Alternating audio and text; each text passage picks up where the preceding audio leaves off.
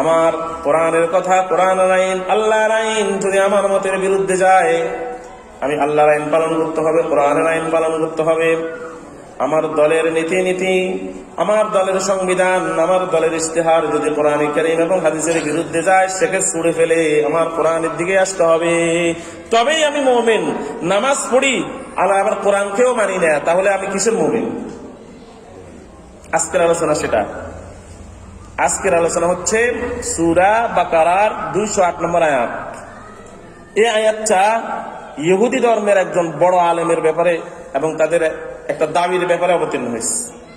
দাবিটা হচ্ছে, ইহুদি ধর্মের থেকে এসেছে এরকম যারা এসেছে তাদের মধ্যে সবচেয়ে বড় আলেম ছিলেন আব্দুল্লাহ ইবনে সালাম। কে ছিলেন? আব্দুল্লাহ ইবনে সালাম। তিনি ইহুদি ধর্মের মস্ত বড় পণ্ডিত ছিলেন। আর খ্রিস্টান ধর্ম থেকে যিনি সবচেয়ে বড় পণ্ডিত, ইসলাম গ্রহণ করেছেন, তার নাম হচ্ছে হযরত সালমান ফারসি রাদিয়াল্লাহু আনহু। 250 বছর জীবিত ছিলেন। সুবহানাল্লাহ, এই সাহাবী 250 বছর। আর ইহুদি ধর্মের সবচেয়ে বড় পণ্ডিত ছিলেন আব্দুল্লাহ ইবনে সালাম।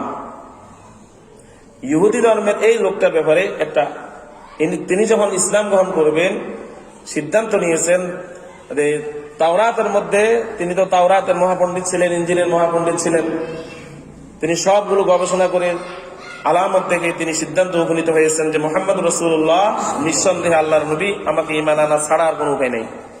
তখন তিনি ঈমান আনবেন, সিদ্ধান্ত নিয়েছেন কি ঈমান আনবেন।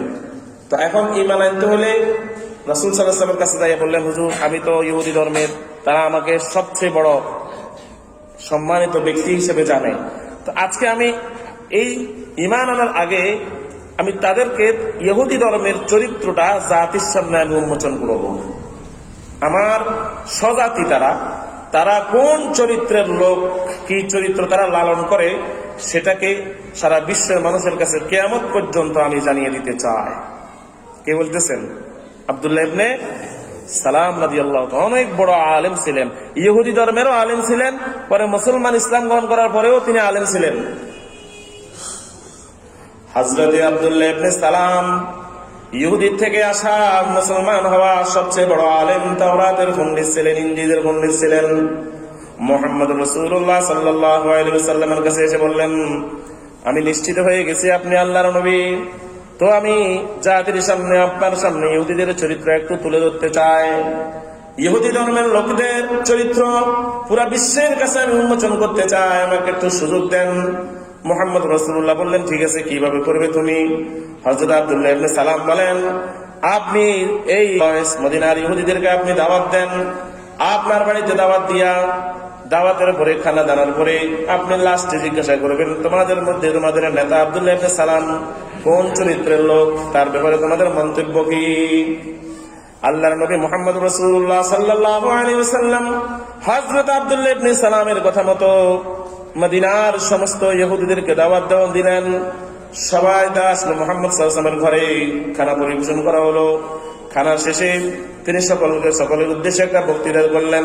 তিনি বললেন, তোমাদের মধ্যে আব্দুল্লাহ ইবনে সালাম, তোমাদের নেতা, তোমাদের ধর্মীয় গুরু আব্দুল্লাহ ইবনে সালাম কোন চরিত্রের লোক, তার ব্যাপারে তোমাদের মন্তব্য কি? সমস্ত ইহুদিরা হযরত আব্দুল্লাহ ইবনে সালামের কথা শুনে বলল, মুহাম্মদ আমাদের ধর্মে না, তামাম মদিনার মধ্যে সবচেয়ে সর্বশ্রেষ্ঠ জ্ঞানী হলো আব্দুল্লাহ ইবনে সালাম।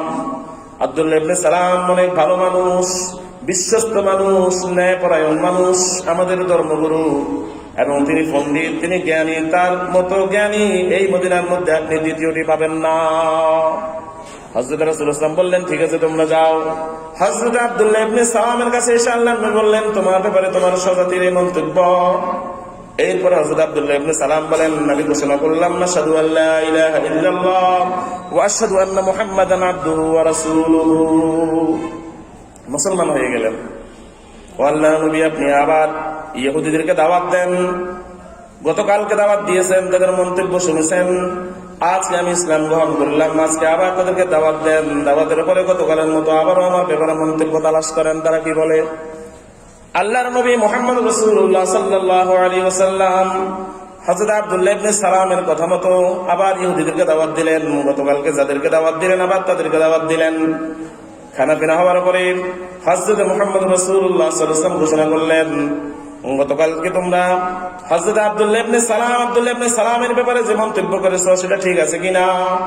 তারা বলল, অবশ্যই অবশ্যই সেটা ঠিক আছে। আব্দুল্লাহ ইবনে সালাম আমাদের মধ্যে সর্বশ্রেষ্ঠ, মদিনার মধ্যে সর্বশ্রেষ্ঠ আলেম, ন্যায় পরায়ণ, বিশ্বস্ত মানুষ। এরপরে আল্লাহর নবী বলে উঠলেন, তোমরা শোনো, এই আজকে একটু আগে তোমাদের সবার ধর্মগুরু যাকে সবচেয়ে শ্রেষ্ঠ বলেছ, সে আব্দুল্লাহ ইবনে সালাম মুসলমান হয়ে গেছে।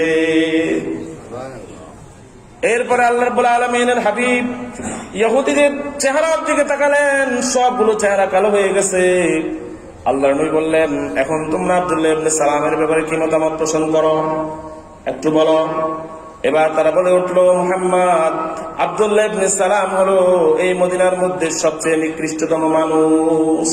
আব্দুল্লাহ ইবনে সালাম হলো এই মদিনার মধ্যে ইহুদীদের মধ্যে সবচেয়ে খারাপ মানুষ। আব্দুল্লাহ ইবনে সালাম হলো এই এলাকার মধ্যে সবচেয়ে খারাপ মানুষ। তার ব্যাপারে কোনো কিছু বলা যায় না। সে একজন বিশ্বস্ত মানুষ নয়, সে আলেম নয়, সে ন্যায়পরায়ণ নয়। আল্লাহর নবী বললেন, গতকালকে তোমরা স্টেটমেন্ট দিয়েছো সেই তোমাদের মধ্যে শ্রেষ্ঠ মানুষ, গতকালকে বলেছো সে ন্যায়পরায়ণ বিশ্বস্ত মানুষ, একটু আগে স্টেটমেন্ট দিয়েছো, এখন এটার উল্টো হয়ে গেল কেন?